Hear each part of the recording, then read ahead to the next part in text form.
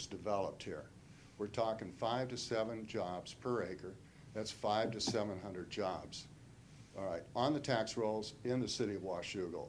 So we'd just really like to see working through this, and somehow we can develop an inner city, an inner port group that goes to Olympia and says, you know, hear us.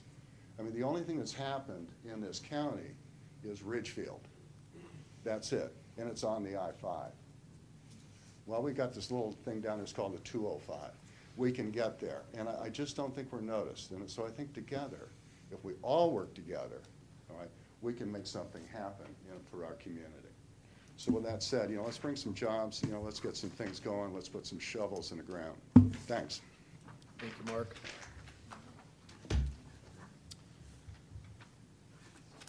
Any other members of the public wishing to speak? Second call. Ms. Sotero.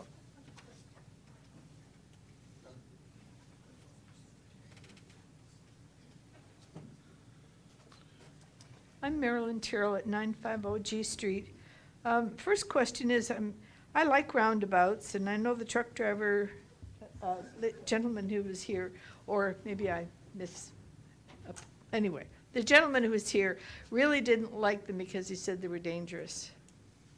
I don't know what you're talking about, exchanges as opposed to roundabouts. I really wish there were some design that I could look at to figure out what you're talking about. Next thing is, you know, it's not just Ridgefield is going down I-5, right? But 14 is going out to Stevenson and beyond. And at some point, we've got to get serious about this, because you can't have a lot of traffic going boom-biddy-boom-biddy-boom over the hills and dales where you can't. I suppose you could widen those roads eventually, but this is a very big deal going east from here, and I'm wondering how that's going to happen. Chris Gregoire again is talking about the Columbian today says she's going to have to start cutting things. So I'm worrying about, is there going to be any money to do any of this? And then Trevor's talking about not improving that the slough bridge. The West Slough Bridge is not in Phase 1. West Slough Bridge. The high bridge. That's the high bridge. Over the slough, yeah. And the other one is at the mouth of the Washougal River. That's part of the That's project. the most exciting part of my life, going down that bridge. I would so like to have it replaced. I think the state would too. They just don't have the money to do it. That's why they dropped it out. Thank you, Marilyn. Thank you, sir. Final call for any members of the public wishing to speak on the 6-year transportation improvement program. Seeing none, I will close the public hearing and turn the discussion back to council. Mr. Mayor, I ask unanimous consent that we read the resolution by title only. Seeing no objection, so ordered.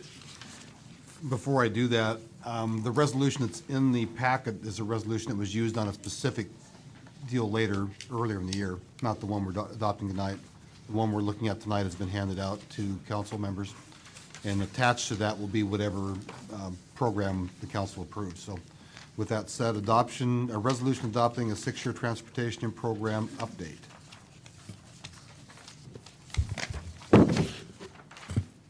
Mr. Mayor, I move that we pass and post in the usual manner. Second. I've got a motion and a second to pass and post the resolution in the usual manner. Council discussion. Dave? I have a couple of questions for the staff, if I may. Trevor, on option 3 there, you list as a con the fact that we would have design, engineering, and staff labor costs, which I believe have already been incurred. So there would be no additional for dropping that out? Right. So that's already what's been incurred with professional service with Reed Middleton for doing the conceptual design, and then the actual presentation of the conceptual to RTC and DOT.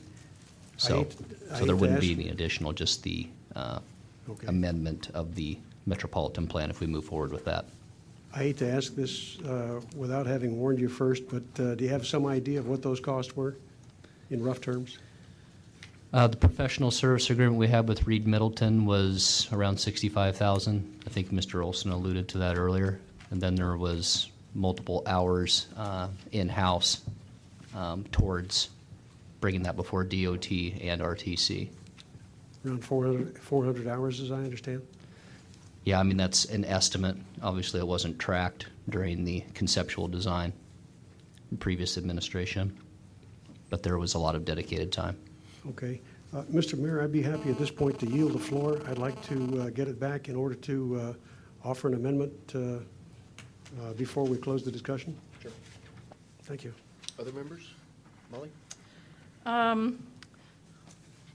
Actually, I would like to thank Trevor and the staff for offering these options to us. And I would like to recommend to council that we keep, as the staff recommends, option 2. My reasoning is this. Now, I know that roundabouts are controversial. However, there may be another good interim solution.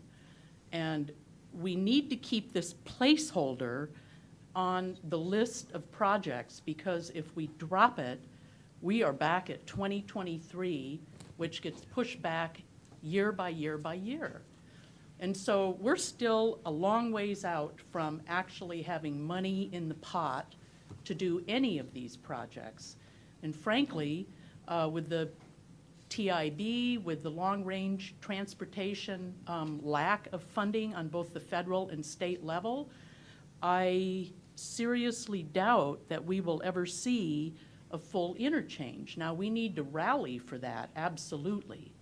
And I do agree that roundabouts may not be the best solution, but we need to look for an interim solution, keep roundabouts on here until we discover that interim solution, because I think it's the only solution. And I mean, not roundabouts, but we need to find something that's going to keep us in that queue, because otherwise we've got nothing. And it's just a piece of logistics. It has nothing to do with the merits or not of roundabouts themselves. Jennifer? Yeah, I actually have a question as well. Maybe Trevor can answer this. Is it typical for cities to incur the costs of design, engineering, and staff, labor, et cetera, for highway projects? Not speaking on behalf of other municipalities, but if it's not identified in the metropolitan plan, it's usually on that jurisdiction's nickel to run through the conceptual through DOT on their facility, whether it's a state route or interstate, as well as regional transportation.